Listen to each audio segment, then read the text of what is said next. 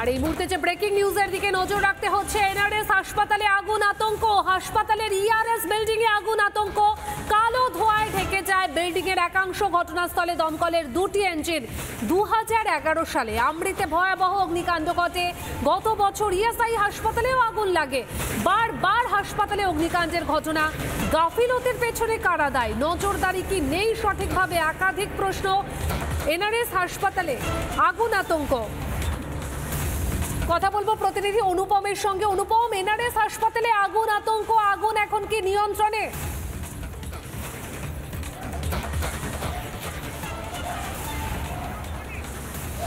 দেখো, এখন আগুন অনেকটাই নিয়ন্ত্রণে রয়েছে এবং কিছুটা স্মোক ছিল, সেই স্মোকটাও আস্তে আস্তে কাটছে। দমকল আধিকারিকরা তারা দীর্ঘক্ষণ চেষ্টায় এই আগুন নিয়ন্ত্রণে আনেন এবং এই মুহূর্তে আগুন সম্পূর্ণ নিয়ন্ত্রণে। নিরাপত্তা রক্ষীরা রয়েছেন। আমি এটা কথা বলবো, এখন কি আগুন নেমে গেছে পুরোটা? হ্যাঁ, পুরো নেমে গেছে। এটা আতঙ্ক ছড়িয়ে পড়েছিল তো? তেমন এটা আতঙ্ক ভয়ঙ্কর হয়নি, সব অল্পতে আমাদের যে স্টাফেরা আছে ফায়ারে তারাই নেমে দিয়েছে। কটা ইঞ্জিন এলো শেষ পর্যন্ত? ইঞ্জিন আমাদের নেমানোর পর এসছে, দুটো ইঞ্জিন এসেছিল আমাদের নেমানোর পর। এখন কি পুরোপুরি শেষ আগুন? শেষ, একদমই তাই। তোমাকে দেখাবো, এটা হচ্ছে হাসপাতাল চত্বর, এমার্জেন্সি বিল্ডিং। আমি স্থানীয় কি আগুনের সময় কি আতঙ্কিত হয়ে পড়েছিলেন? না, স্থানীয়রা রয়েছেন, তুমি দেখতে পাচ্ছ এই মুহূর্তে এই যে হাসপাতালের মেন বিল্ডিং, ওপরে পেশেন্টরা রয়েছেন এবং যারা এখানে থাকেন নিয়মিত পেশেন্ট পার্টি, যারা বাড়ির লোক তারাও রয়েছেন এখানে। আমরা যেটা বলছিলাম যে একের পর এক সরকারি হাসপাতাল, সেখানে অগ্নিকাণ্ডের ঘটনা, নিঃসন্দেহে চিন্তিত হয়ে পড়েন যারা হাসপাতালে ভর্তি করেন। এই যে সরকারি হাসপাতালে আপনারা পেশেন্ট নিয়ে এসছেন, এই আগুন লাগার ঘটনা কতটা চিন্তা বাড়ে? অনেক চিন্তা। কি হয়েছিল সেই সময় এখানে? ওই পড়ে গেছিল? হ্যাঁ, হয়ে পড়েছিল। দাউ করে জ্বলছিল?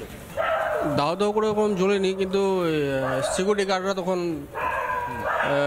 পাইপ লাগায় জল দিল। আপনারা তো পেশেন্ট নিয়ে আসেন, কতটা চিন্তা থাকে এই সরকারি? অনেক চিন্তা। হ্যাঁ, কতটা চিন্তা থাকে সরকারি? দারুণভাবে চিন্তিত আমরা। হ্যাঁ, সরকারি হসপিটালে আগুন জ্বলবে এটা তো আমরা কল্পনাই করতে পারি না। আর সেই সময় ফায়ার ব্রিগেডও আসছে না।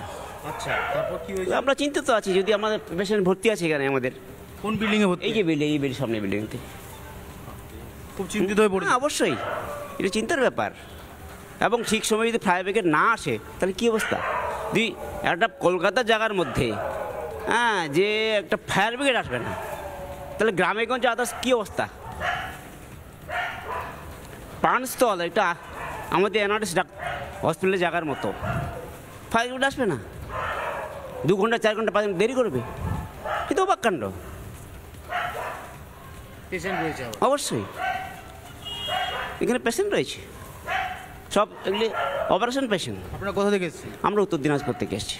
দেখো, উত্তর দিনাজপুর থেকে এসছেন, তারা চিন্তিত হয়ে পড়েছেন। তার পেশেন্ট যেখানে ভর্তি, যে বিল্ডিংয়ে ভর্তি, সেই বিল্ডিংটা এটা, আর যেখানে আগুন লেগেছে সেটা একেবারে নাকের ডগায় এবং দমকল আসেনি বলে তারা একটা অভিযোগ করছেন। আমি আবার একটু ঘটনাস্থলটা দেখাচ্ছি, তুমি দেখতে পাচ্ছ। আগুন নিয়ন্ত্রণে, কিন্তু আগুন কিভাবে লাগলো সেটা কি কিছু জানা যাচ্ছে?